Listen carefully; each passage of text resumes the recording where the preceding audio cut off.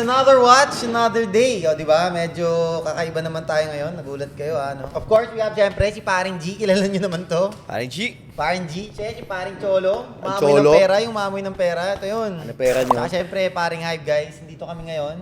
Pag-uusapan lang namin yung mga buhay-buhay. Kayo na buhay ba pag-usapan natin? Oh, wait lang. Ito. All the lights. Ito ba si Mama Ogs? Diyan si Mama Ogs. Di pa ako nag-review dito Ano ba yan? So, siyempre, usapang relo pa rin ba to? O Ayoko buhay-buhay na. Ayoko na ng relo. O, secret daw. So, bahala sila kung ano ibabato nilang questions. Sasagutin nyo na lang ng taos buong puso nyo. Pwede bang medyo, yung sagot medyo... Censored? Ano, Pwede. ano? Ano tayo dito eh? Bibig ko medyo alam mo O, naman game, ako game.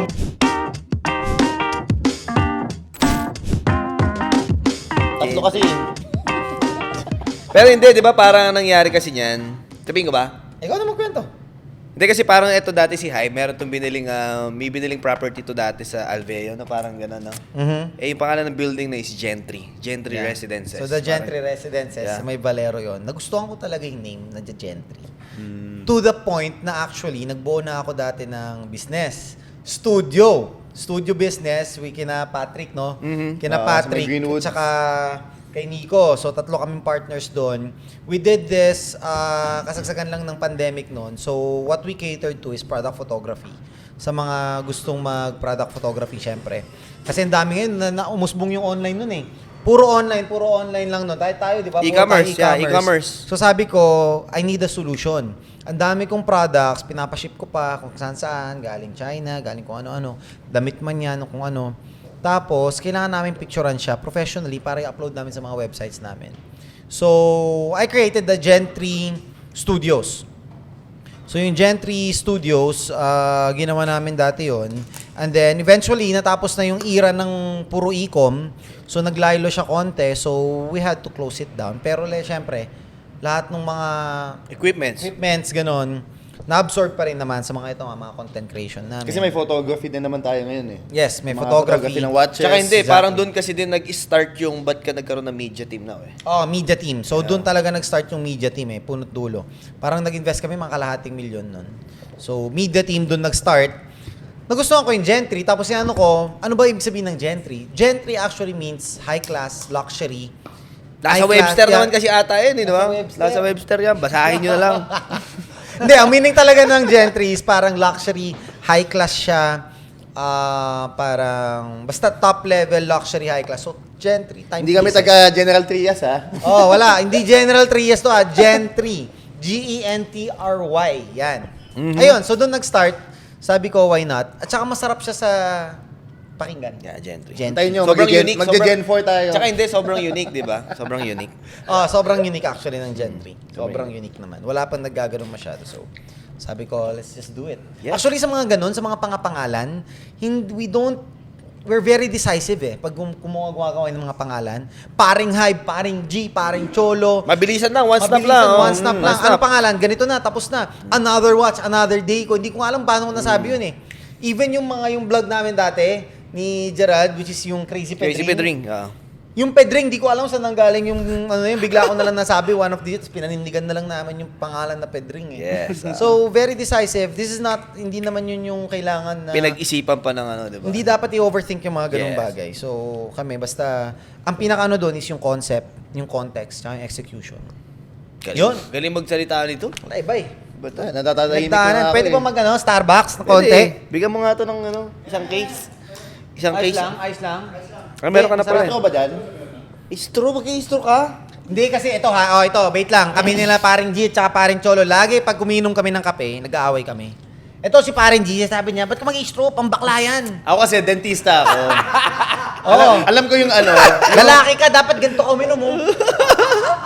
yung kape kasi, nakakadilaw ng ngipin niya. Yan. Oh, ito may scientific naman. Ito kasi dentista to eh. Dentista ako eh. Nag-aaral to. Marunong magpasta to. Nadudumihan yung tsaka ano eh.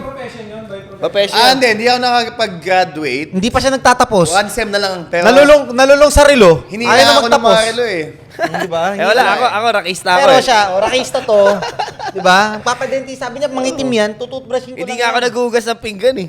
Oh, di ba? Kaya pag si paring G kasama namin, walang straw. Pag si paring Cholo kasama ko, nag-straw ako. Kaya ako, Marunong ka babalanse. babalansehin ko lang. Sige, ako mag-a-adjust. Sige, mag-adjust ka, walang straw eh. Toothbrush na lang ako mamaya.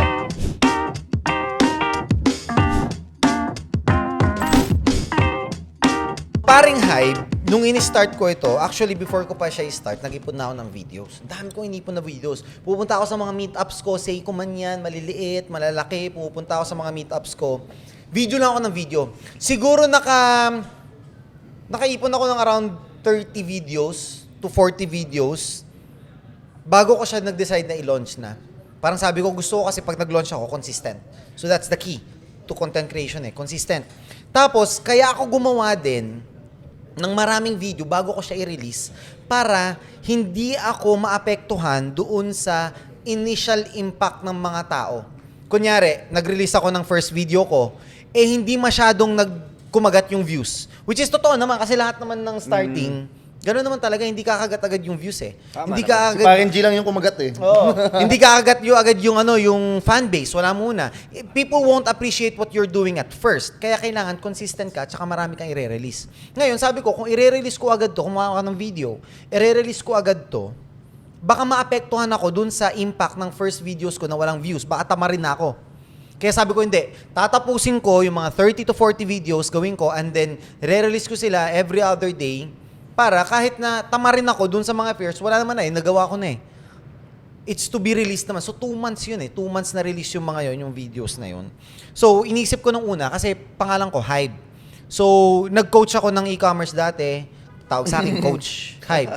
Nag-coach ako ng crypto dati. Crypto. Coach. Puro Coach Hype, Axie. Coach Hype. Axie Kasi University coaching meron ka di ba? Axie University, 120 pare. 120 ang scholars ko noon. Mas marami pa scholars kaysa sa UP. Ang dami ko scholars noon, pare. Pandemic, doon daw sila kumikita. May mga Kahit nag-message may sa akin. mining pa. May mining pa. Oh, illegal. Illegal. May mining, illegal. Yung mga pitik-pitik yun di ba? Pwede mo sabihin yun? Ito yun. Bakit? Ano lang, ayos lang. Honest ako honest ako yun Di ba? Paano kikita kung hindi ka pipitik? Di ba? Oh, Alam mo anyway. na unting scam. Oh, aluwa mo, hindi pwede puro diskarte. Di ba? Wala mo nga katimburan. Oh, anyway, ayun, so saan nanggaling yung paring Hype? Inisip ko kasi, yun nga, coach ang tawag sa akin. Coach Hype, Coach Hype. Pangalan ko Hype Anzures. Sabi ko, ang hirap Kahit nga bibili ako ng Starbucks, sabi ko, what's your name? Hype. Ang alin? Hype po.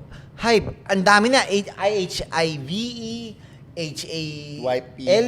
Basta ang daming spelling ng Hype. Kakaiba. Nakakalito mo. So sabi ko, something na kaya ng masa tandaan.